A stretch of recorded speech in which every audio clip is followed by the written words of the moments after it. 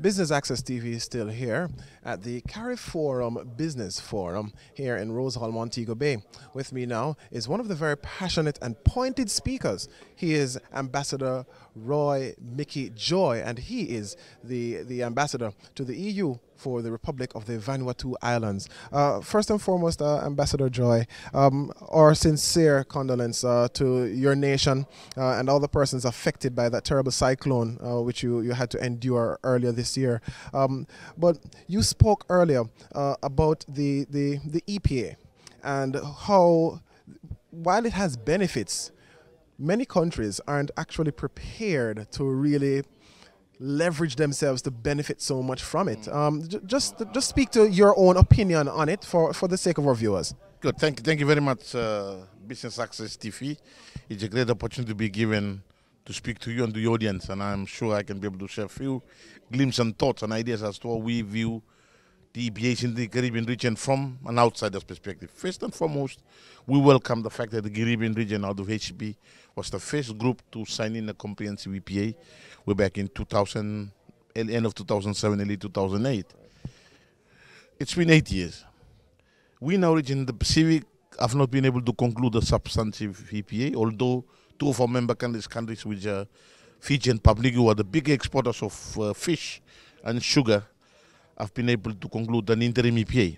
But the rest of the 13 island countries are still lagging behind on this, simply because of major differences in contentious issues like fisheries, like rules of origin, like taxation. The region cannot be able to concede to, because that would destroy the economy of scale, and at the end of the day allow all imports from EU landing duty-free in the small economies of the islands. We depend largely on tourism and on import revenue. But we've watched with great interest the developments of EPA in the Caribbean. I'd like to congratulate the leadership from the CARIFORUM on this in managing the process.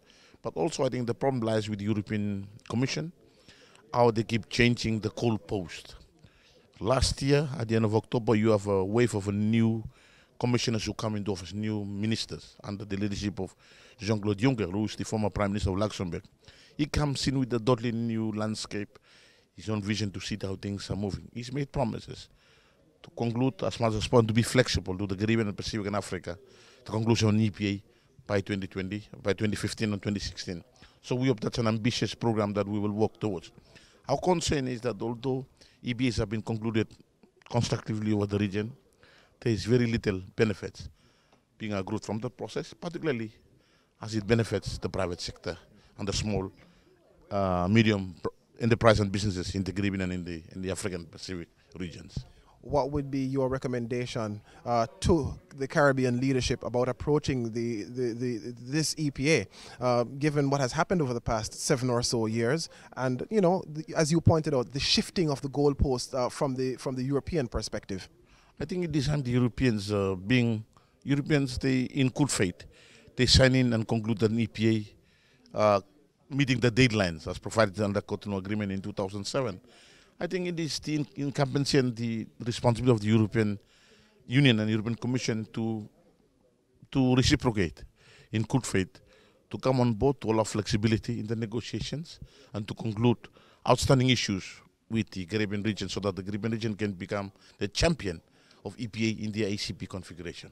What do you hope to achieve by attending this forum?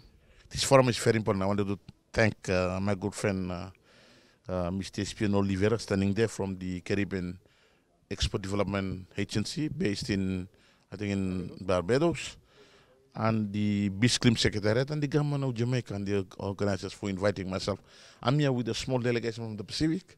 We are to achieve two things. Firstly, to share ideas with and learn from our colleagues from the Caribbean, but secondly, to build a strong bond that will eventually lead to the establishment of a joint cooperation between the Caribbean and Pacific businesses, as mentioned by the former Prime Minister this afternoon, correctly in his statement. Final one for you. Our former Prime Minister, the Most Honorable P.J. Patterson, spoke to the critical need for intra-ACP coordination and collaboration.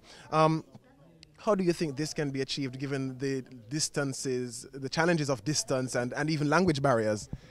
The former Prime Minister made a very, very analytical assessment. Yeah.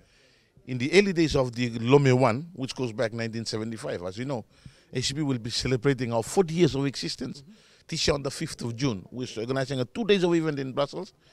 The Secretary General, who's from Guyana, is going to invite a few of his friends from the entire region, heads of states, to come and participate in the event. But the statement, the analysis made by the former Prime Minister of Jamaica is one that should be used as a guiding principle.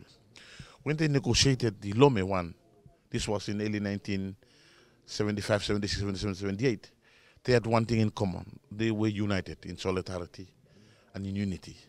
That unity has now been diverged, and there's been fragmentation because of greedy commercial interest that has emerged within the three regions and within our own communities, not only in private sector but also in the political circles. The ACP needs to go back to transform itself to be able to speak with one united voice representing the 80 member states of the ACP. If we can be able to speak as one group, ACP, tomorrow's vision could become the most important political and economic platform globally. And that's when the rest of the economy can be able to come closer, start to respect the existence of our group, including the Pacific and the Caribbean.